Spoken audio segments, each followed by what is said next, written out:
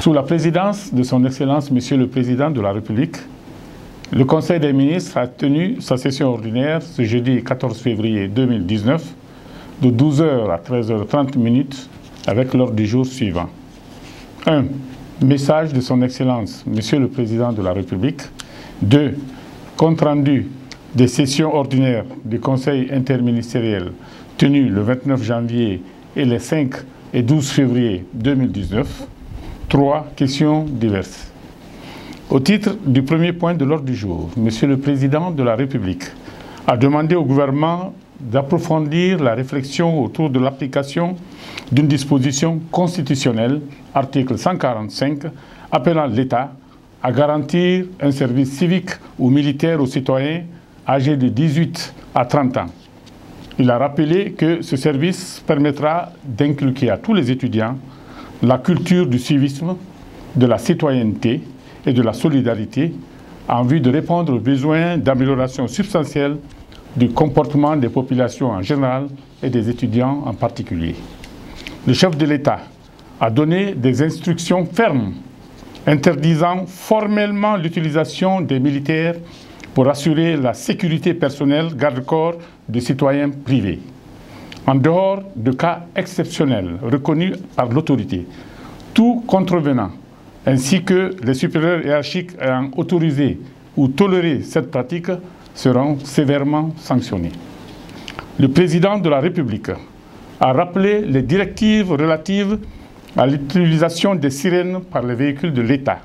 Seuls les véhicules dûment autorisés par la réglementation en vigueur sont habilités à user d'avertisseurs sonores spéciaux dans le cadre de missions officielles.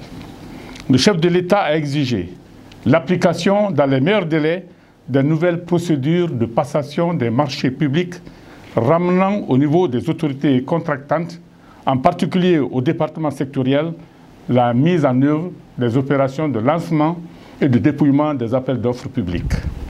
Il a cependant insisté sur la nécessité d'en définir les formes et modalités de manière à garantir la transparence et la régularité des procédures.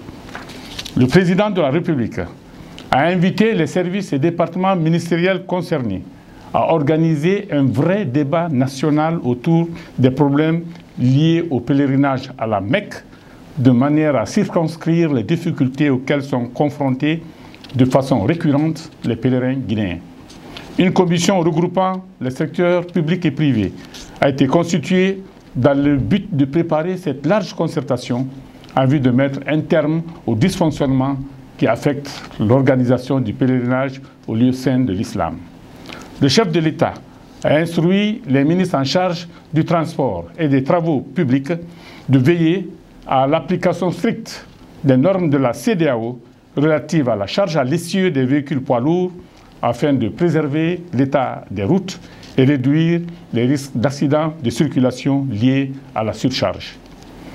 Au titre du deuxième point de l'ordre du jour, Monsieur le Premier ministre a présenté le compte-rendu des sessions ordinaires du Conseil interministériel tenu le 29 janvier et les 5 et 12 février 2019. Le Conseil a entendu successivement le ministre des Sports, de la Culture et du Patrimoine historique qui a soumis pour examen le projet de décret portant création du Comité national d'organisation de la Coupe d'Afrique des Nations de football senior 2025. Il a rappelé que la CAF, lors de son assemblée générale tenue au mois de mars 2014 à Addis Abeba, a attribué à la République de Guinée l'organisation de la Coupe d'Afrique des Nations de 2023, Cannes 2023. Le ministre a informé que suite à la visite officielle conjointe en Guinée du président de la FIFA et du président de la CAF, et en commun accord avec son Excellence, Monsieur le Président de la République de Guinée, ils ont annoncé le principe de glissement de l'organisation de la CAN en République de Guinée de 2023 à 2025. Ce glissement de calendrier dans l'organisation de la CAN de football senior implique de nouvelles mesures pour l'adapter aux dernières dispositions de la CAF. Il s'agit notamment de définir clairement le rôle dévolu à l'État dans la réalisation des infrastructures sportives et l'organisation de tels événements, de définir la tutelle technique du comité de pilotage du COCAN 2025 de créer une ligne dans la nomenclature du budget national réservé à l'organisation de la CAN de 2025 et d'adapter les tests constitutifs de l'organisation de la CAN conformément à la nouvelle édition et au nouveau cahier des charges. C'est dans ce cadre que ce projet est proposé pour remplacer le comité de pilotage du COCAN 2023. Au terme des débats, le Conseil a soutenu que la Guinée aura les moyens de sa politique à raison des prévisions prometteuses de croissance de notre économie nationale et a adopté le projet de décret. Le ministre de la Ville et de l'Aménagement du Territoire a soumis pour examen le projet de décret portant création, organisation et fonctionnement de l'Agence guinéenne pour le financement du logement, AGIFIL.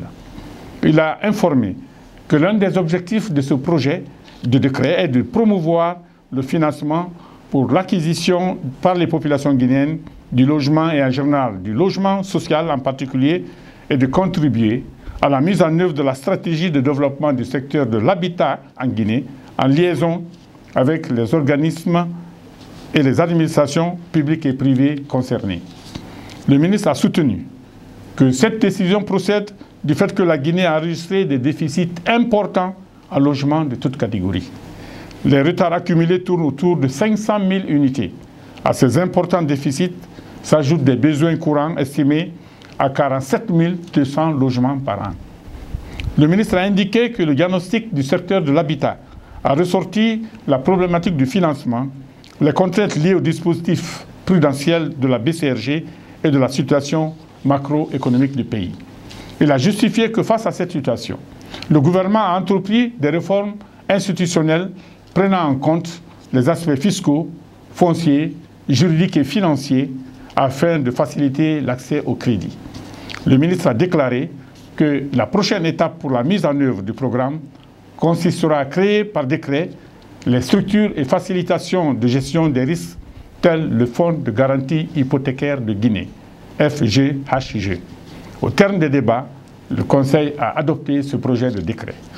Le ministre de l'Économie et des Finances a soumis pour examen le projet de décret portant régime juridique des comptables publics.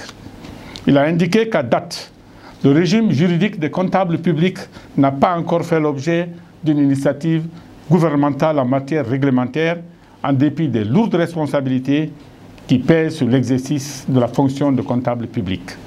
Le ministre a justifié que l'article 81 de la LORF stipule en effet que les comptables publics sont responsables sur leur patrimoine personnel de la gestion des fonds et valeurs dont ils ont la garde.